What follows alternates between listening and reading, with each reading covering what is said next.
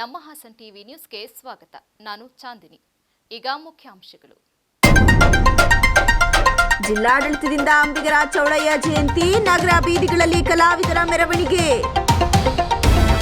ಆಲೂರಿನಲ್ಲಿ LPG ಸ್ಫೋಟ, ಮಹಿಳೆಗೆ ಗಂಭೀರ ಗಾಯ, ಕಾಂಗ್ರೆಸ್ ಮುಖಂಡ ಮುರಳಿ ಮೋಹನ್ ಭೇಟಿ. ವಾಹನ ಸವಾರರು ಕಡ್ಡಾಯವಾಗಿ ನಿಯಮ ಪಾಲಿಸಿ, ಅಪಘಾತ ತಪ್ಪಿಸಿ, ಬೇಲೂರಿನಲ್ಲಿ ಆರ್ಟಿಒ ಮನವಿ.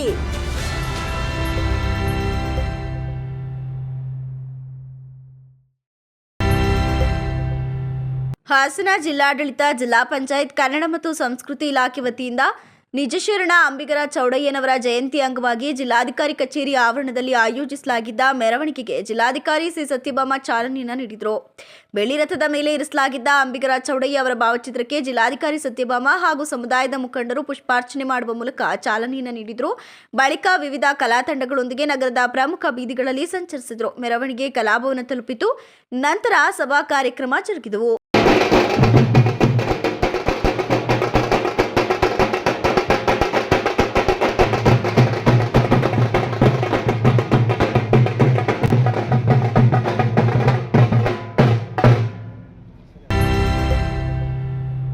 ಮನೆಯಲ್ಲಿದ್ದ ಅಡಿಗೆ ಅನಿಲ ಸಿಲಿಂಡರ್ ಸೋರಿಕೆಯಾಗಿ ಮನೆಗೆ ಹಾಗೂ ಮಹಿಳೆಗೆ ಬೆಂಕಿ ಹತ್ತಿಕೊಂಡು ಗಂಭೀರವಾಗಿ ಗಾಯಗೊಂಡ ಘಟನೆ ಆಲೂರಿನ ಕವಳಿಕೆರೆ ಗ್ರಾಮದಲ್ಲಿ ಸಂಭವಿಸಿದೆ. ಈ ವೇಳೆ ಮಾತನಾಡಿದ ಆಲೂರು ಸಕಲೇಶಪುರ ಕ್ಷೇತ್ರದ ಕಾಂಗ್ರೆಸ್ ಮುಖಂಡ ಮುರಳಿ ಮೋಹನ್, ಗಾಯಗೊಂಡ ಮಹಿಳೆ ಮನೆಗೆ ಭೇಟಿ ನೀಡಿ ಪರಿಶೀಲನೆಯನ್ನು ನಡೆಸಿದರು. ಮನೆ ಸಂಪೂರ್ಣ ಹಾನಿಯಾಗಿರುವ ಬಗ್ಗೆ ಗಮನಿಸಿ ಮನೆಯ ಮಾಲೀಕರಿಗೆ ಮನೆಯ ಸಂಪೂರ್ಣ ಖರ್ಚು ವಹಿಸಿಕೊಂಡು ಮನೆ ರಿಪೇರಿ ಮಾಡಿಸಿಕೊಡುವುದಾಗಿ ಭರವಸೆಯನ್ನು ನೀಡಿದರು. ಈ ವಿಷಯವಾಗಿ ಗ್ರಾಮದ ನಿವಾಸಿ ಚಂದನ ಮಾತನಾಡಿ, ಮನೆಯಲ್ಲಿ ಪತಿ ಮತ್ತು ಪತ್ನಿ ಇಬ್ಬರು ಮುಂಜಾನೆಯೇ ಗಾರೆ ಕೆಲಸಕ್ಕೆ ಹೋಗಿದ್ದರು. ನಂತರ ಕೆಲಸ ಮುಗಿಸಿ ಮನೆಗೆ ಬಂದಾಗ ಮನೆಯೆಲ್ಲ ಗ್ಯಾಸ್ ಲೀಕ್ ಆಗುತ್ತಿರುವ ವಾಸನೆ ಬರ್ತಿತ್ತು. ನಂತರ ಕಿಟಕಿ ಬಾಗಿಲುಗಳನ್ನು ತೆಗೆಯಲು ಮನೆಯ ಸೊಸೆ ಶ್ರುತಿ ಹೋದಾಗ ಏಕಾಏಕಿ ಗ್ಯಾಸ್ ಸ್ಫೋಟಗೊಂಡ ಶ್ರುತಿ ಅವರಿಗೆ ಬೆಂಕಿ ತಗುಲಿ ಕಿರಿಚಾಡುತ್ತಿದ್ದಳು. ಕಿರಿಚಾಟದ ಶಬ್ದ ಕೇಳಿದ ಅಕ್ಕಪಕ್ಕದ ಮನೆಯವರು ಓಡಿ ಬಂದು ಬೆಂಕಿಯನ್ನು ನಂದಿಸಿದೆವು. ನಾವು ನಂದಿಸುವ ವೇಳೆಗೆ ಅವಳ ಮೈ ಸಂಪೂರ್ಣ ಸುಟ್ಟು ಹೋಗಿತ್ತು ಅಂತ ತಿಳಿಸಿದರು. ಸ್ಥಳೀಯ ನಿವಾಸಿ ರಾಧಮ್ಮ ಹಾಗೂ ಕುಸುಮ ಮಾತನಾಡಿದರು. ಅಡಿಗೆ ಮನೆಯಲ್ಲಿ ಅನಿಲ ಸೋರಿಕೆಯಾಗಿರುವುದನ್ನು ಗಮನಿಸಿದ ಯೋಗೇಶ್ ಅವರ ಪುತ್ರಿ ಶ್ರುತಿ 28 ವರ್ಷ ಮಧ್ಯಾಹ್ನ ಅನಿಲ ಸೋರಿಕೆ ಆಗಿದ್ದರಿಂದ ಬೆಂಕಿ ಹೊತ್ತಿಕೊಂಡಿದೆ. ಅವರು ಚೀರಾಡಿದಾಗ ಅಕ್ಕಪಕ್ಕದವರು ಬಂದು ಅವರನ್ನು ಹೊರಗಿಳಿದು ಬೆಂಕಿ ನಂದಿಸಲು ಪ್ರಯತ್ನಿಸಿದ್ದಾರೆ. ಅಷ್ಟರ ವೇಳೆಗೆ 70% ಸುಟ್ಟು ಗಾಯಗಳಾಗಿದ್ದವು. ಅಲ್ಲದೆ ಗ್ಯಾಸ್ ಸ್ಫೋಟಗೊಂಡ ರಭಸಕ್ಕೆ ಮನೆಯ ಮೇಲ್ಛಾವಣಿಯ ಶೀಟ್ ಹಾರಿ ಹೋಗಿದ್ದು ಸ್ಫೋಟದ ಶಬ್ದ ಕೇಳಿಸಿದೆ ಅಂತ ತಿಳಿಸಿದರು. ಅವರು ಗಾರೆ ಕೆಲಸಕ್ಕೆ ಹೋಗಿದ್ರೇನೋ, ಮಕ್ಕಳು ಗಾರ್ಮೆಂಟಿಗೆ ಹೋಗಿದ್ದು, ಮಕ್ಕಳು ಇರಲಿಲ್ಲ ಮನೆಯಲ್ಲಿ. ಅವರು ಗಾರೆ ಕೆಲಸದಿಂದ ಬಂದುಬಿಟ್ಟು ಡೋರ್ ಓಪನ್ ಮಾಡಿದ್ದಾರೆ. ಗ್ಯಾಸು ಲೀಕೇಜ್ ಆಗ್ತೈತೆ ಅಂತ ಅವ್ರಿಗೆ ಗೊತ್ತಿರಲಿಲ್ಲ. ಹೊರಗಡೆಯಿಂದ ಬಂದು ಡೋರ್ ತೆಗೆದುಬಿಟ್ಟು ಚಿಟಿಕೆ ಆನ್ ಮಾಡೋಕ್ಕೆ ಹೋಗಿದ್ದಾರೆ. ಗ್ಯಾಸ್ ಎಲ್ಲ ಇದಾಗೈತೆ. ಅವ್ರಿಗೆ ತುಂಬ ಮೈಯೆಲ್ಲ ಸುಟ್ಟು ಒಂದು ಸ್ವಲ್ಪನೂ ಬಟ್ಟೆ ಇರಲಿಲ್ಲ. ಅವಾಗ ನಾವು ಎದುರುಗಡೆ ಮನೆಯವರು ಆಚೆ ಕಡೆಗೆ ಅಂತ ಬಂದೆ. ಅವಾಗ ಅವ್ರು ನೋಡ್ಬೇಕಾದ್ರೆ ಅವ್ರು ಬೆಂಕಿಯಿಂದ ಸಖತ್ತು ಭಯದಿಂದ ಬೆಂಕಿಯಿಂದ ಒದ್ದಾಡ್ತಾಯಿದ್ರು. ಅದು ನೋಡೋಕ್ಕಾಗ್ತಿರ್ಲಿಲ್ಲ. ಅವಾಗ ನನಗೂ ಏನು ಮಾಡಬೇಕಂತ ಗೊತ್ತಾಗಲಿಲ್ಲ. ನೀರಿತ್ತು ಬಕೆಟಲ್ಲಿ, ಅದನ್ನು ತಂದುಬಿಟ್ಟು ಉಯ್ದುಬಿಟ್ಟೆ. ಅದು ಬೆಂಕಿಯಿಂದ ಅವರಿಗೆ ತಡ್ಕೊಳಕ್ಕಾಗ್ದಲೇ ಪೂರ್ತಿ ಮೈಯೆಲ್ಲ ಫುಲ್ಲು ಬೆಂದೋಗಿತ್ತು. ಅದರಿಂದ ಕವಳಿಕೆರೆ ಗ್ರಾಮ. ಆಮೇಲೆ ಅವರು ಡ್ಯೂಟಿ ಹೋಗಿದ್ರು ಗಾರೆ ಕೆಲಸದಿಂದ ಬಂದುಬಿಟ್ಟು ಮಾಮೂಲಿ ಬಾಕು ತೆಗಿಯಕ್ಕೆ ಹೋಗಿದ್ದಾರೆ. ಸಿಲಿಂಡ್ರ್ ಒಳಗಡೆ ಇದೈತೆ ಹಾನಿ ಐತೆ ಅಂತ ಗೊತ್ತಿಲ್ಲ. ಬಾಕ್ ತೆಗೆದು ಒಳಗೆ ಹೋದಾಗ ಸ್ಮೆಲ್ ಬಂದಾಗ ಚಿಟಿಕೆ ಎಲ್ಲ ತೆಗಿಯೋಣ ಅಂತ ಹೋಗಿದ್ದಾಳೆ. ಚಿಟಿಕೆ ತೆಗಿಬೇಕು, ಇನ್ನೊಂದು ಬಾಕು ತೆಗಿಬೇಕು, ಅಷ್ಟೇ ಬ್ಲಾಸ್ಟ್ ಆಗ್ಬಿಟ್ಟಿತ್ತು. ಬ್ಲಾಸ್ಟ್ ಆದಾಗ ಭಯಂಕರ ಹುರ್ಕ ಬಂದು ನಾವು ಕಣ್ಣಿಂದ ನೋಡಿದ್ದೆ. ಆ ಹುರ್ಕ ಬಂದಾಗ ಪಾಪ ಆ ಪಕ್ಕದ ಮನೆಯವರು ಇವರು ಬಂದ್ಬಿಟ್ಟು ನೀರು ಹಚ್ಬಿಟ್ರು. ಹಾಕ್ಲೇಬೇಕು, ಬಟ್ಟೆ ಇಲ್ಲ ಮುದ್ರಕ್ಕೆ. ಈ ಸಂದರ್ಭದಲ್ಲಿ ಆಲೂರು ತಾಲೂಕು ಗ್ಯಾರಂಟಿ ಯೋಜನೆ ಅನುಷ್ಠಾನ ಸಮಿತಿ ಅಧ್ಯಕ್ಷ ಪೃಥ್ವಿ ಜಯರಾಮ್, ಕಾಂಗ್ರೆಸ್ ಮುಖಂಡರಾದ ಶಾಂತಕೃಷ್ಣ, ಎಸ್ಎಸ್ಟಿ ಘಟಕದ ತಾಲೂಕು ಅಧ್ಯಕ್ಷ ಲೋಕೇಶ್ ಅಜ್ಜೇನಹಳ್ಳಿ, ಮುಖಂಡರುಗಳಾದ ನಂದೀಶ್ ಲೋಹಿತ್ ಹಾಗೂ ಗ್ರಾಮಸ್ಥರು ಉಪಸ್ಥಿತರಿದ್ದರು. ಪ್ರತಿಯೊಬ್ಬ ವಾಹನ ಸವಾರರು ಕಡ್ಡಾಯವಾಗಿ ಸಂಚಾರಿ ನಿಯಮಗಳನ್ನು ಪಾಲಿಸುವ ಮೂಲಕ ಅಪಘಾತ ಪ್ರಕರಣಗಳ ಇಳಿಮುಖಕ್ಕೆ ಕಾರಣವಾಗಬೇಕಾಗಿದೆ. ಹಾಗೆಯೇ ಸಂಚಾರಿ ನಿಯಮವನ್ನು ಉಲ್ಲಂಘಿಸಿದ ಸಂದರ್ಭದಲ್ಲಿ ದಂಡ ವಿಧಿಸಲಾಗುತ್ತೆ ಅಂತ ಸಕಲೇಶಪುರ ಸಹಾಯಕ ಪ್ರಾದೇಶಿಕ ಆರ್ಟಿಒ ಮಧುರ ಬೇಲೂರಿನಲ್ಲಿ ಎಚ್ಚರಿಕೆ ನೀಡಿದರು. ಬೇಲೂರು ಶ್ರೀ ಚನ್ನಕೇಶ್ವರ ಸ್ವಾಮಿ ದೇಗುಲದ ಮುಂಭಾಗದಲ್ಲಿ ಸಹಾಯಕ ಪ್ರಾದೇಶಿಕ ಸಾರಿಗೆ ಇಲಾಖೆ ಸಕಲೇಶಪುರ ಮತ್ತು ಬೇಲೂರು ಪೊಲೀಸ್ ಇಲಾಖೆಯವರ ಸಂಯುಕ್ತಾಶ್ರಯದಲ್ಲಿ ಹಮ್ಮಿಕೊಂಡ 36ನೇ ರಾಷ್ಟ್ರೀಯ ರಸ್ತೆ ಸುರಕ್ಷತಾ ಮಾಸಾಚರಣೆ ಕಾರ್ಯಕ್ರಮಕ್ಕೆ ಚಾಲನೆ ನೀಡಿದ ಬಳಿಕ ಸುದ್ದಿಗಾರರೊಂದಿಗೆ ಮಾತನಾಡಿದ ಅವರು, ಇತ್ತೀಚಿನ ದಿನದಲ್ಲಿ ಬಹುತೇಕ ವಾಹನ ಸವಾರರು ರಸ್ತೆ ಸುರಕ್ಷತೆಯ ಬಗ್ಗೆ ಯಾವುದೇ ಮುನ್ನೆಚ್ಚರಿಕೆ ಇಲ್ಲದೆ ಅಪಘಾತಕ್ಕೆ ಕಾರಣವಾಗಿ ತಮ್ಮ ಅಮೂಲ್ಯ ಬದುಕನ್ನು ಹಾಳು ಮಾಡಿಕೊಳ್ತಿದ್ದಾರೆ ಎಂದ ಅವರು, ಅಪ್ರಾಪ್ತರಿಂದ ವಾಹನ ಚಾಲನೆ ಅಕ್ಷಮ್ಯ. ಹಾಗೆಯೇ ಚಾಲನೆ ಪರವಾನಗಿ ಮತ್ತು ವಿಮೆ ಇಲ್ಲದೆ ವಾಹನ ಓಡಿಸುವುದು ತಪ್ಪು. ಇದಕ್ಕಾಗಿ ತಾವುಗಳು ದಂಡ ಹಾಗೂ ಒಂದು ವೇಳೆ ಅಪಘಾತ ನಡೆದರೆ ಪರಿಹಾರಕ್ಕೆ ಕುತ್ತು ಬರುತ್ತೆ ಅಂತ ದೇಶದಲ್ಲಿ ಅಪಘಾತಗಳನ್ನು ತಗ್ಗಿಸುವ ಉದ್ದೇಶದಿಂದಲೇ ಸರ್ಕಾರ ರಸ್ತೆ ಸುರಕ್ಷತೆ ಜಾಥಾಕ್ಕೆ ಚಾಲನೆ ನೀಡುತ್ತಾ ಬಂದಿದೆ ಅಂತ ತಿಳಿಸಿದರು. 2025 ಈ ಪ್ರತಿ ವರ್ಷ ನಾವು ಜನವರಿ ತಿಂಗಳನ್ನು ರಸ್ತೆ ಸುರಕ್ಷತಾ ಮಾಸಾಚರಣೆಯಾಗಿ ರಾಷ್ಟ್ರಾದ್ಯಂತ ಇಡೀ ರಾಷ್ಟ್ರದಲ್ಲಿ ನಾವು ಆಚರಣೆಯನ್ನು ಮಾಡ್ತೇವೆ. ನಮ್ಮ ಇಲಾಖೆ ಕಡೆಯಿಂದ ಈ ಸಂಬಂಧ ಹಾಗೂ ಪೊಲೀಸ್ ಇಲಾಖೆ ಕಡೆಯಿಂದ ಕೂಡ ಈ ಸಂಬಂಧ ನಮಗೆ ಸರ್ಕಾರದಿಂದ ಅನುದಾನವನ್ನು ಬಿಡುಗಡೆ ಮಾಡುತ್ತಾರೆ. ಮುಖ್ಯವಾಗಿ ನಮ್ಮ ಉದ್ದೇಶ ಇದು ರಸ್ತೆ ಸುರಕ್ಷತೆ ಈ ವರ್ಷಾಚರಣೆಯ ಒಂದು ನಾವು ಪಾಲಿಸಬೇಕಾದಂಥ ಒಂದು ಇದಾದರೂ ಕೂಡ ನಾವು ಈ ಜನವರಿ ಮಾಸದಲ್ಲಿ ನಾವು ಪ್ರಮುಖವಾಗಿ ಅದನ್ನು ಮಾಸಾಚರಣೆಯಾಗಿ ಆಚರಣೆ ಮಾಡ್ತೇವೆ. ರಸ್ತೆ ಸುರಕ್ಷತಾ ಸಪ್ತಾಹ ನಮ್ಮ ಮಾಸಾಚರಣೆ ನಮಗೆ ಯಾಕೆ ಮುಖ್ಯ ಅಂತ ಹೇಳಿದರೆ, ಈಗ ಪ್ರತಿಯೊಬ್ಬರ ಜೀವ ಹಾಗೂ ಜೀವನ ಅಮೂಲ್ಯವಾದದ್ದು. ಸೊ ನಾವು ಪ್ರತಿಯೊಬ್ಬರು ಮನೆಯಿಂದ ಹೊರಡುವಾಗ ರಸ್ತೆಗೆ ಇಳಿಯುವಾಗ ಬೆಳಿಗ್ಗೆ ನಮ್ಮ ಕೆಲಸ ಕಾರ್ಯಗಳಿಗೆ ಮನೆಯಿಂದ ಹೊರಟಾಗ ನಾವು ವಾಹನಗಳನ್ನು ಬಳಸ್ತೇವೆ. ವಾಹನಗಳನ್ನು ನಾವು ಸುಸ್ಥಿತಿಯಲ್ಲಿಟ್ಟುಕೊಂಡು ಮನೆಯಿಂದ ಹೊರಡುವುದು ಅತಿ ಮುಖ್ಯವಾಗಿದೆ. ಈಗ ಪ್ರಪಂಚದಾದ್ಯಂತ ನಾವು ನೋಡಿದಂತೆ ಬೇಲೂರು ಪೊಲೀಸ್ ಸಿಪಿಐ ರೇವಣ್ಣ ಮಾತನಾಡಿ, ಕನಿಷ್ಠ ತಿಳುವಳಿಕೆ ಪ್ರತಿಯೊಬ್ಬರ ವಾಹನ ಸವಾರರು ತಿಳಿಸಿದರೆ ಮಾತ್ರ ಸುಗಮ ಸಂಚಾರದ ಜೊತೆಗೆ ಅಪಘಾತದ ಪ್ರಮಾಣವನ್ನು ಖಂಡಿತವಾಗಿ ಕುಗ್ಗಿಸಬಹುದು. ಸವಾರರು ಮೊದಲು ರಸ್ತೆ ಬದಿಯಲ್ಲಿ ಅಳವಡಿಸಲಾಗಿರುವ ಸುರಕ್ಷಿತದ ನಾಮಫಲಕಗಳನ್ನು ಗಮನಿಸುವುದು, ಬೇಕಾಬಿಟ್ಟಿ ಚಾಲನೆ, ಮದ್ಯಪಾನದಿಂದ ಚಾಲನೆ, ಅಪ್ರಾಪ್ತರಿಂದ ವಾಹನ ಚಾಲನೆ, ಜನಸಂದಣಿಯ ನಡುವೆ ಅತಿವೇಗ, ವಾಹನಗಳ ಸುಸ್ಥಿತಿ ಬಗ್ಗೆ ಮುನ್ನೆಚ್ಚರಿಕೆ, ಡಿಎಲ್, ವಿಮೆ ಹೀಗೆ ಹತ್ತಾರು ಅರಿವು ಅಗತ್ಯವಾಗಿ ಸವಾರರು ಕಡ್ಡಾಯವಾಗಿ ಪಾಲಿಸಿ ಅಮೂಲ್ಯ ಪ್ರಾಣವನ್ನು ರಕ್ಷಣೆ ಮಾಡಿಕೊಳ್ಳಿ. ಇತ್ತೀಚಿನ ದಿನದಲ್ಲಿ ದಂಡದ ಪ್ರಮಾಣ ದುಪ್ಪಟ್ಟಾಗಿದೆ ಅಂತ ತಿಳಿಸಿದರು.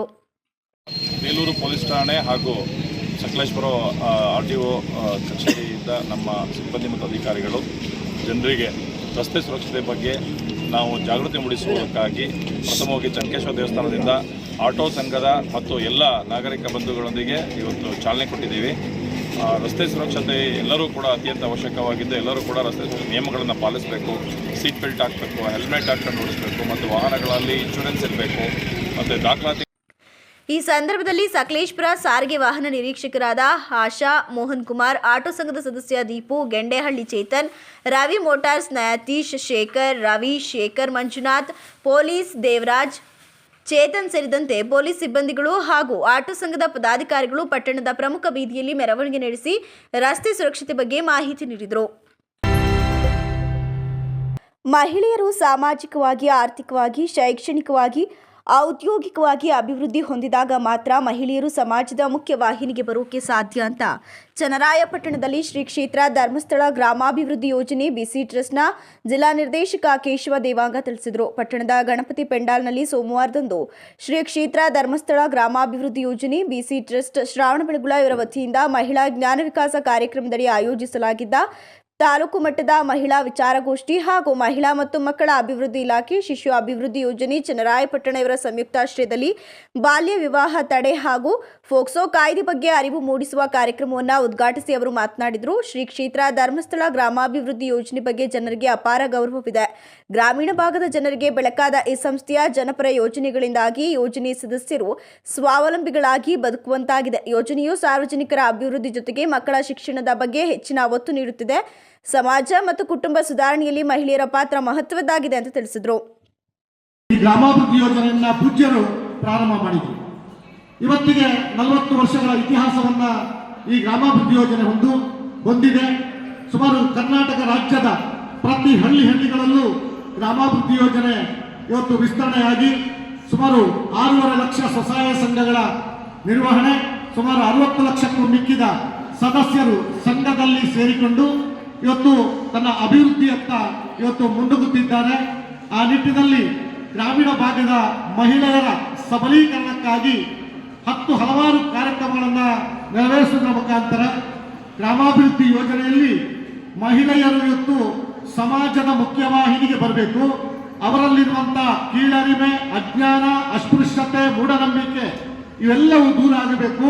ಸಮಾಜದ ಮುಖ್ಯವಾಹಿನಿ ಬಂದಾಗ ಒಂದು ಕುಟುಂಬವನ್ನ ನಿರ್ವಹಣೆ ಮಾಡಲಿಕ್ಕೆ ಆ ಮಹಿಳೆಗೆ ಸಾಧ್ಯ ಆಗ್ತದೆ ಅನ್ನುವ ನಿಟ್ಟಿನಲ್ಲಿ ಮಾತೃಶ್ರೀ ಹೇಮಾವತಿ ಅಮ್ಮನವರು ಈ ಮಹಿಳಾ ಜ್ಞಾನ ವಿಕಾಸ ಕಾರ್ಯಕ್ರಮವನ್ನು 1991 ಇಸ್ವಿಯಲ್ಲಿ ಪ್ರಾರಂಭ ಮಾಡಿದರು. ಒಂದು ತಾಲೂಕಲ್ಲಿ ಪ್ರಾರಂಭವಾದಂಥ ಈ ಒಂದು ನಮ್ಮ ಜ್ಞಾನ ವಿಕಾಸ ಕಾರ್ಯಕ್ರಮ ಇವತ್ತು ಕರ್ನಾಟಕ ರಾಜ್ಯದ ಹಳ್ಳಿಗಳಲ್ಲೂ ಜ್ಞಾನ ವಿಕಾಸ ಕಾರ್ಯಕ್ರಮ ನಡೆಸ್ತಾ ಇದೆ. ಜ್ಞಾನ ವಿಕಾಸ ಕಾರ್ಯಕ್ರಮ ಅಂದ್ರೆ ಏನು? ಇವತ್ತು ಮಹಿಳೆಯರು ಎಷ್ಟೋ ಮಂದಿ ಹಿಂದಿನ ಕಾಲದಲ್ಲಿ ಶಿಕ್ಷಿತರಾಗಿರಲಿಲ್ಲ, ಶಾಲೆಗೆ ಹೋಗಲಿಕ್ಕೆ ಬೇಕಾದಂತಹ ಅವಕಾಶಗಳಿರಲಿಲ್ಲ. ಅಂತಹ ಇದೇ ಸಂದರ್ಭದಲ್ಲಿ ಮಹಿಳಾ ಮತ್ತು ಮಕ್ಕಳ ಅಭಿವೃದ್ಧಿ ಇಲಾಖೆಯ ಸಹಾಯಕ ಶಿಶು ಅಭಿವೃದ್ಧಿ ಯೋಜನಾಧಿಕಾರಿ ಎಸ್ ಅರ್ಚನಾ, ದಮ್ಮನಿಂಗಲ ಸರ್ಕಾರಿ ಪ್ರೌಢಶಾಲೆಯ ದೈಹಿಕ ಶಿಕ್ಷಕಿ ಗಾಯತ್ರಿ ನಾಗರಾಜ್, ಶ್ರೀ ಕ್ಷೇತ್ರ ಧರ್ಮಸ್ಥಳ ಗ್ರಾಮಾಭಿವೃದ್ಧಿ ಬಿಸಿ ಟ್ರಸ್ಟ್ ಶ್ರವಣಬೆಳಗೊಳದ ಕ್ಷೇತ್ರ ಯೋಜನಾಧಿಕಾರಿ ಸದಾಶಿವ ಕುಲಾಲ್, ಮೇಲ್ವಿಚಾರಕರಾದ ಸಂದೇಶ್ ಗೌಡ, ಪರಮೇಶ್, ರಮೇಶ್, ಸುಜಿತ್, ಸುಶೀಲಾ, ಆಂತರಿಕ ಲೆಕ್ಕ ಪರಿಶೋಧಕರಾದ ಕವಿತಾ, ಕೃಷಿ ಮೇಲ್ವಿಚಾರಕರಾದ ಮಹದೇವ್ ಪ್ರಸಾದ್, ಸ್ವಾತಿ, ಶಿವಲೀಲಾ ಸೇರಿದಂತೆ ಸ್ವಸಹಾಯ ಸಂಘಗಳ ಸದಸ್ಯರು ಭಾಗವಹಿಸಿದ್ದರು. ಹಾಸನ ನಗರದ ವಾರ್ಡ್ ನಂಬರ್ 30ರ ಮಿರ್ಜಾ ಮೊಹಲ್ಲದಲ್ಲಿ ಹಾಸನ ನಗರಸಭೆ ಅನುದಾನದ ಸುಮಾರು 16 ಲಕ್ಷ ವೆಚ್ಚದಲ್ಲಿ ಡ್ರೈನೇಜ್ ಮತ್ತು ಕಾಂಕ್ರೀಟ್ ರಸ್ತೆ ಕಾಮಗಾರಿಗೆ ವಕೀಲರು ಹಾಗೂ ನಗರಸಭೆ ಸದಸ್ಯರಾದ ಸಿ ಕ್ರಾಂತಿ ಪ್ರಸಾದ್ ತ್ಯಾಗಿರವರು ಗುದ್ದಲಿ ಪೂಜೆಯನ್ನು ನೆರವೇರಿಸುವುದರ ಮೂಲಕ ಚಾಲನೆಯನ್ನು ನೀಡಿದರು. ಗುಣಮಟ್ಟದ ಕಾಮಗಾರಿ ಮಾಡೋಕೆ ಸೂಚಿಸಿದರು. ಇದೇ ಸಂದರ್ಭದಲ್ಲಿ ಇದೇ ವೇಳೆ ಅಬ್ದುಲ್ ಮಹೀದ್, ಅಬೀದ್ ಇತರರು ಉಪಸ್ಥಿತರಿದ್ದರು. ಹಾಸನ ನಗರದ 30ನೇ ವಾರ್ಡಿನ ಮಿರ್ಜಾ ಮೊಹಲ್ಲಾದಲ್ಲಿ ಸುಮಾರು 16 ಲಕ್ಷ ರೂಪಾಯಿ ವೆಚ್ಚದಲ್ಲಿ ನಗರಸಭಾ ವತಿಯಿಂದ ಹಾಗೂ ನಗರಸಭಾ ಅನುದಾನದಲ್ಲಿ ಸುಮಾರು 16 ಲಕ್ಷ ರೂಪಾಯಿಗಳ ವೆಚ್ಚದಲ್ಲಿ ರಸ್ತೆ ಮತ್ತು ಕಾಂಕ್ರೀಟ್ ರಸ್ತೆ ಮತ್ತು ಕಾಂಕ್ರೀಟು ಡ್ರೈನನ್ನು ಕಾಮಗಾರಿಗೆ ಈ ದಿನ ನಗರದ ಮುಖಂಡರಾದ ಅಬ್ದುಲ್ ಮಜೀದ್ರವರು ಹಾಗೂ ಹಬೀಬುಲ್ಲಾರವರು, ಸಂತೋಷ್ ಅವರು ಹಾಗೂ ಎಲ್ಲ ಜಮ್ಶಿದಣ್ಣ ಮತ್ತು ಸಾದಿಕ್ಕನವರ ಸಮ್ಮುಖದಲ್ಲಿ ಈ ಕಾಮಗಾರಿಗೆ ಚಾಲನೆ ನೀಡ್ತಿದ್ದೀವಿ. ದಯಮಾಡಿ ನಗರದ ಮುಖಂಡರಾದ ಅಬ್ದುಲ್ ಮಜೀದ್ರವರು ಕಾಮಗಾರಿಗೆ ಚಾಲನೆ ನೀಡಬೇಕು ಅಂತ ಅವರಲ್ಲಿ ಕಳಕಳಿಯಿಂದ ಮನವಿ ಮಾಡ್ತಾರೆ. ಫೋಟೋ ತೆಗೀರಿ. ಹಾಸನ ಜಿಲ್ಲೆಯ ವಿವಿಧ ಭಾಗಗಳಲ್ಲಿ ಸುಮಾರು 490 ನ್ಯಾಯಬೆಲೆ ಅಂಗಡಿಗಳಿಗೆ ಆಹಾರ ಇಲಾಖೆಯ ಜಂಟಿ ನಿರ್ದೇಶಕರು ವಿನಾಕಾರಣ ನೋಟಿಸ್ ನೀಡುವ ಮೂಲಕ ಪಡಿತರ ಅಂಗಡಿ ಮಾಲೀಕರಿಗೆ ಕಿರುಕುಳ ನೀಡುತ್ತಿರುವ ಅಧಿಕಾರಿಯನ್ನ ಕೂಡಲೇ ಅಮಾನತು ಮಾಡಿ ಕ್ರಮ ಕೈಗೊಳ್ಳಬೇಕು ಅಂತ ಹಾಸನದಲ್ಲಿ ಸಹಕಾರಿ ಪಡಿತರ ವಿತರಕರ ಸಂಘದ ರಾಜ್ಯಾಧ್ಯಕ್ಷ ಟಿಕೆ ಕೃಷ್ಣ ಆಗ್ರಹಿಸಿದರು. ಪತ್ರಿಕಾಗೋಷ್ಠಿಯಲ್ಲಿ ಮಂಗಳವಾರ ಮಾತನಾಡಿದ ಅವರು, ಹಾಸನ ಜಿಲ್ಲೆಯ ಆಹಾರ ಇಲಾಖೆಯಲ್ಲಿ ಭ್ರಷ್ಟಾಚಾರ ಮಿತಿಮೀರಿದೆ. ನ್ಯಾಯಬೆಲೆ ಅಂಗಡಿ ಮಾಲೀಕರಿಂದ ಹಣ ವಸೂಲು ಮಾಡುವುದು, ಬ್ಲಾಕ್ ಮೇಲ್ ಮಾಡುವ ಪ್ರವೃತ್ತಿ ಬೆಳೆಸಿಕೊಂಡಿರುವ ಹಾಸನ ಜಿಲ್ಲೆಯ ಆಹಾರ ಇಲಾಖೆಯ ಜಂಟಿ ನಿರ್ದೇಶಕ ಈ ಹಿಂದೆ ಹಾಸನಕ್ಕೆ ಬರುವ ಮುನ್ನವೇ ಅನೇಕ ಭ್ರಷ್ಟಾಚಾರ ಪ್ರಕರಣಗಳಲ್ಲಿ ಭಾಗಿಯಾಗಿದ್ದಾರೆ. ಕೂಡಲೇ ಜಿಲ್ಲಾಧಿಕಾರಿ ಬಗ್ಗೆ ಗಮನ ಹರಿಸಿ ಜೆಡಿ ವಿರುದ್ಧ ಕ್ರಮ ಕೈಗೊಳ್ಳಬೇಕು ಅಂತ ಕಿಡಿಕಾರಿದರು. 6 ವರ್ಷದಿಂದ ಸರ್ಕಾರದ ಸವಲತ್ತು ನಮಗೆ ಬರಬೇಕಾಗಿದೆ. KYC ಮಾಡಿರೋಂಥ ದುಡ್ಡು 7 ವರ್ಷ ಆಗಿದೆ. ಆ ದುಡ್ಡು ಕೊಡ್ಸೋಕ್ಕೆ ಇವರು ರೆಡಿ ಇಲ್ಲ. ಒಂದು DO ಲೆಟರ್ ಬರಲಿಲ್ಲ. ಸರ್ವರ್ ಸಮಸ್ಯೆ ಆದಾಗ ಸರ್ವರ್ ಯಾಕೆ ಬರ್ತಾ ಇಲ್ಲ ಅಂತ ಆಡಳಿತದಿಂದ ಕೇಂದ್ರ ಕಚೇರಿಗೆ ಒಂದು ಲೆಟರ್ನ ಇಲ್ಲಿವರೆಗೆ ನಮ್ಮ ಜಂಟಿ ನಿರ್ದೇಶಕರು ಬರಲಿಲ್ಲ. ತೂಕದಲ್ಲಿ ಗೋಡನ್ನಲ್ಲಿ 1 kg 2 kg ಮೋಸ ಮಾಡ್ತಾರೆ ಗೋಡನ್ನಲ್ಲಿ. ಅದನ್ನ ಯಾಕೆ ಅಂತ ಕೇಳಲ್ಲ. 2023 ನವೆಂಬರ್ 21ನೇ ತಾರೀಕು ನಾನು ರಾಜ್ಯ ಸರ್ಕಾರದಲ್ಲಿ ಸುಮಾರು 23 ಕೋಟಿ ರೂಪಾಯಿನ ಎಲೆಕ್ಟ್ರಾನಿಕ್ಸ್ ಟಿವಿಗಳು ಮತ್ತು ಎಲೆಕ್ಟ್ರಾನಿಕ್ ಸ್ಕೇಲ್ ಫಿಕ್ಸ್ ಮಾಡೋಕ್ಕೆ ಪ್ರತಿ ರಾಜ್ಯದ ಎಲ್ಲ ಗೋಡನ್ಗೂ ಸರ್ಕಾರ ಹಣ ಬಿಡುಗಡೆ ಮಾಡಿದೆ. ಅದನ್ನು ಯಾವುದು ಈ ತಾಲೂಕು ಈ ಜಿಲ್ಲೆಯಲ್ಲಿ ಯಾರೂ ಹಾಕ್ಸಿಲ್ಲ. ಇವೆಲ್ಲ ಬಿಟ್ಟು ಮಾಲೀಕರ ಮೇಲೆ ಕಾರ್ಡ್ಗೆ ಇಷ್ಟು ಕೊಡಿ ಅಂತ ದಬ್ಬಾಳಿಕೆ ಮಾಡೋದು, ಗೋಡನ್ಗೆ ಹೋಗಿ ಮಾಮೂಲಿ ವಸೂಲು ಮಾಡೋದು, ಇದು ಕೇಂದ್ರ ಸರ್ಕಾರ ಕೊಡ್ತಾ ಇರೋದು 5 kgಗೆ ರಾಜ್ಯ ಸರ್ಕಾರದ ಅಲ್ವೇ ಅಲ್ಲ. ನಿಬಂಧನೆಗಳು ಮಾತ್ರ, ಕಾನೂನು ಮಾತ್ರ ರಾಜ್ಯ ಸರ್ಕಾರ. ಇವು ರಾಜ್ಯ ಸರ್ಕಾರ ನಿಮಗೆಲ್ಲ ಗೊತ್ತಿರೋದು. ಚುನಾವಣೆ ಪೂರ್ವದಲ್ಲಿ ಇದೇ ಕಾಂಗ್ರೆಸ್ ಸರ್ಕಾರ 5 kg 10 kg ಅಕ್ಕಿ ಕೊಡ್ತೀವಿ, ಮತ್ತೆ ಬೇಳೆ ಕೊಡ್ತೀವಿ, ಸಕ್ಕರೆ ಕೊಡ್ತೀವಿ ಅಂತ ಚುನಾವಣೆ ಮತ್ತೆ ಹೇಳಿದ್ರು. 136 ಜನ ಗೆದ್ದರು. ಅಲ್ಲಿಂದ ಈಚೆಗೆ ಕೇಂದ್ರ 5 kg ಅಕ್ಕಿ ಕೊಡ್ಬಿಟ್ರೆ ಇವರು ರಾಜ್ಯ ಸರ್ಕಾರದಿಂದ ಯಾವುದೇ ಸವಲತ್ತು ಕಾರ್ಡ್ದಾರರಿಗೆ ಆಗಲಿ ಮಾಲೀಕರಿಗೆ ಆಗಲಿ ಇಲ್ಲ. ನಮ್ಮ ಮೊದಲನೇ ಆದ್ಯತೆ ಕಾರ್ಡ್ದಾರರಿಗೆ, ಸೆಕೆಂಡ್ ಆದ್ಯತೆ ನಮ್ಮ ಸಂಘದ ಪದಾಧಿಕಾರಿಗಳಿಗೆ, ನ್ಯಾಯಬೆಲೆ ಮಾಲೀಕರಿಗೆ. ಇಷ್ಟು ನೋವಿದ್ರು ಸಹ 3-4 ತಿಂಗಳು ಬಂದರು, ಕಮಿಷನ್ ಬಂದರು, ಇವರು ಇಶ್ಯೂ ಮಾಡಲ್ಲ ಕಮಿಷನ್. ಇಷ್ಟೆಲ್ಲ ಸಮಸ್ಯೆ ಇದ್ದಾಗಲೂ ಸಹ ಇವರು ನಮಗೆ ಬರಬೇಕಾದಂಥ ದುಡ್ಡು ಕೊಡ್ಸಕ್ಕೆ ರೆಡಿ ಇಲ್ಲ. ಕರೆಕ್ಟಾಗಿ ಗೋಡನ್ನಲ್ಲಿ ತೂಕ ಕೊಡ್ಸಕ್ಕೆ ರೆಡಿ ಇಲ್ಲ.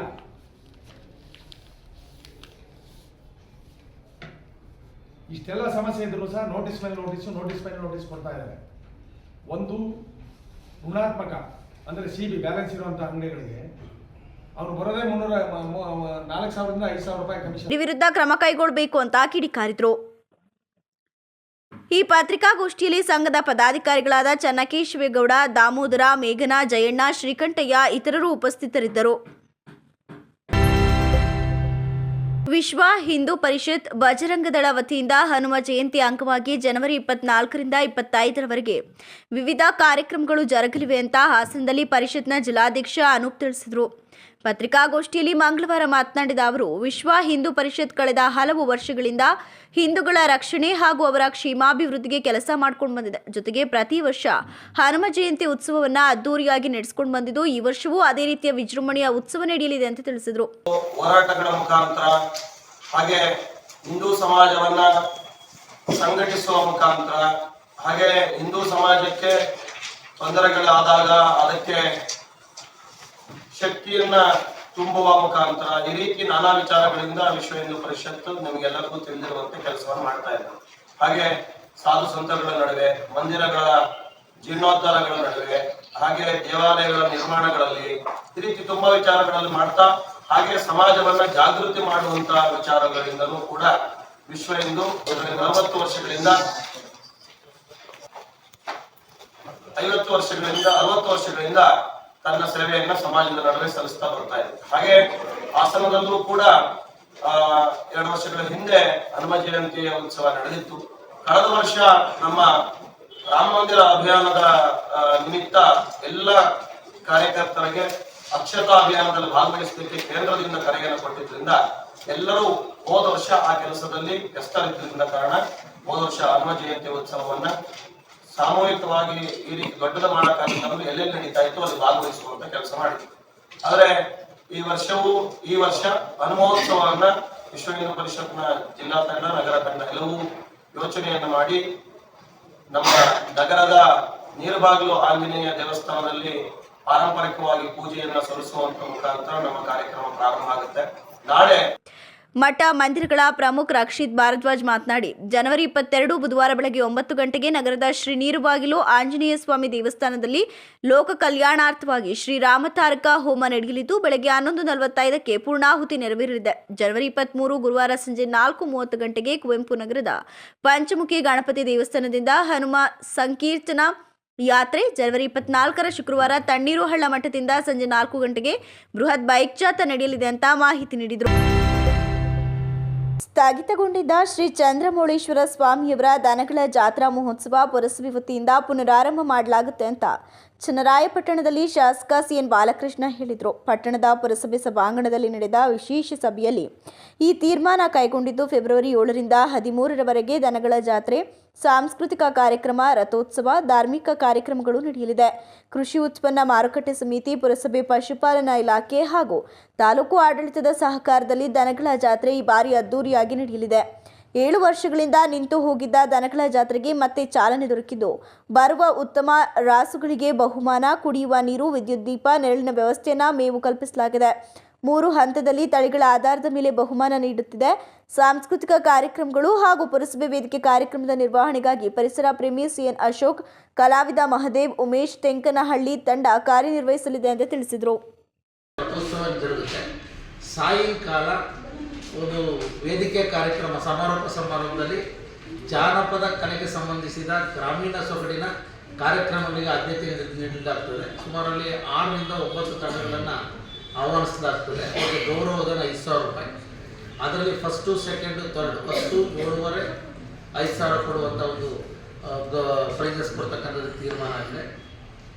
ಹೇಮಾವತಿ ಕೆನಾಲಿಂದ ಧನಲಕ್ಷ್ಮಿ ಥಿಯೇಟರ್ ತನಕ ಎಲ್ಲ ಕಡೆ ಲೈಟಿಂಗ್ಸ್ನ ಒಂದು ಸೌಂದರ್ಯೀಕರಣಕ್ಕೆ ಅದನ್ನು ದೀಪಾಲಂಕಾರ ಮಾಡ್ತಕ್ಕಂಥದ್ದಕ್ಕೆ ತೀರ್ಮಾನ ಮಾಡಲಾಗಿದೆ. ನೀರಿನ ವ್ಯವಸ್ಥೆ ನಮ್ಮ ಪುರಸಭೆ ಮತ್ತು APMC ಸಹಾಯಕರೊಂದಿಗೆ ಮಾಡುವಂಥದ್ದು. APMC ಕಾರ್ಯದರ್ಶಿಗಳು ಕೂಡ ಅಲ್ಲಿಯ ಸ್ವಚ್ಛತೆ ಮತ್ತು ಲೈಟಿಂಗ್ಸ್ ವ್ಯವಸ್ಥೆಗೆ ಅವರು ಕೂಡ ಸಹಕಾರ ಮಾಡಬೇಕು ಅನ್ನೋದು ತೀರ್ಮಾನ ಆಗಿರುವಂಥದ್ದು. ಒಟ್ಟಾರೆ ಎಲ್ಲ ನಮ್ಮ ಪುರಸಭಾ ಸದಸ್ಯಗಳ ಸಹಕಾರದೊಂದಿಗೆ, ರೈತ ಸಂಘದ ರೈತ ಪ್ರತಿನಿಧಿಗಳ ಸಹಕಾರದೊಂದಿಗೆ ಜಾತ್ರಾ ಮಹೋತ್ಸವನ ಯಶಸ್ವಿಯಾಗಿ ನಡೆಸಬೇಕು ಅನ್ನೋ ಒಂದು ತೀರ್ಮಾನ ಆಗಿದೆ. ಸರ್ವರು ಕೂಡ ಸಹಕಾರ ಮಾಡಬೇಕು ಅಂತ ಈ ಮೂಲಕ ಕೋರ್ತಾ ಇದ್ದೇವೆ. ಇವತ್ತಿನ ಸಭೆಯಲ್ಲಿ ಈ ಒಂದು ಜಾತ್ರಾ ಮಹೋತ್ಸವ ಯಶಸ್ವಿಯಾಗಲಿಕ್ಕೆ ಎಲ್ಲ ಗೌರವಾನ್ವಿತ ಎಲ್ಲ ಪುರಸಭಾ ಸದಸ್ಯರು ಪೂರ್ಣ ಸಹಕಾರ ನೀಡಿದ್ದಾರೆ. ಅವರಿಗೆಲ್ಲರಿಗೂ ಕೂಡ ಕ್ಷೇತ್ರ ಶಾಸಕನಾಗಿ ಮಾನ್ಯ ಅಧ್ಯಕ್ಷರ ಪರವಾಗಿ ಧನ್ಯವಾದಗಳನ್ನು ತಿಳಿಸಲಿಕ್ಕೆ ಬಯಸ್ತೇವೆ. ಇದೇ ವೇಳೆ ಪುರಸಭೆ ಸದಸ್ಯರಾದ ಸುಜಾತ ಪ್ರಕಾಶ್, ಇಲಿಯಾಸ್, ಸುರೇಶ್, ರಾಧಾ, ನವೀನ್ ಮುಂತಾದವರು ತಮ್ಮ ವಾರ್ಡ್ಗಳ ಸ್ವಚ್ಛತೆ, ವಿದ್ಯುತ್ ದೀಪದ ಬಗ್ಗೆ ಸಭೆಯ ಗಮನಕ್ಕೆ ತಂದರು. ಪುರಸಭೆ ಅಧ್ಯಕ್ಷ ಬನಶಂಕರಿ ರಘು ಅಧ್ಯಕ್ಷತೆಯಲ್ಲಿ ಸಭೆ ನಡೆಯಿತು. ಉಪಾಧ್ಯಕ್ಷೆ ರಾಣಿ ಕೃಷ್ಣ, ಸ್ಥಾಯಿ ಸಮಿತಿ ಅಧ್ಯಕ್ಷ ಸುರೇಶ್, ನೂತನ ಮುಖ್ಯಾಧಿಕಾರಿ ಯತೀಶ್ ಕುಮಾರ್, ಸಿಇಒ ಶಾರದಮ್ಮ ಸೇರಿದಂತೆ ಇತರರು ಹಾಜರಿದ್ದರು. ಕೊನೆಯಲ್ಲಿ ಮತ್ತೊಮ್ಮೆ ಮುಖ್ಯಾಂಶಗಳು. ಜಿಲ್ಲಾಡಳಿತದಿಂದ ಅಂಬಿಗರ ಚೌಡಯ್ಯ ಜಯಂತಿ, ನಗರ ಬೀದಿಗಳಲ್ಲಿ ಕಲಾವಿದರ ಮೆರವಣಿಗೆ. ಆಲೂರಿನಲ್ಲಿ ಎಲ್ಪಿಜಿ ಸ್ಫೋಟ, ಮಹಿಳೆಗೆ ಗಂಭೀರ ಗಾಯ, ಕಾಂಗ್ರೆಸ್ ಮುಖಂಡ ಮುರಳಿ ಮೋಹನ್ ಭೇಟಿ. ವಾಹನ ಸವಾರರು ಕಡ್ಡಾಯವಾಗಿ ನಿಯಮ ಪಾಲಿಸಿ, ಅಪಘಾತ ತಪ್ಪಿಸಿ, ಬೇಲೂರಿನಲ್ಲಿ ಆರ್ಟಿಒ ಮನವಿ.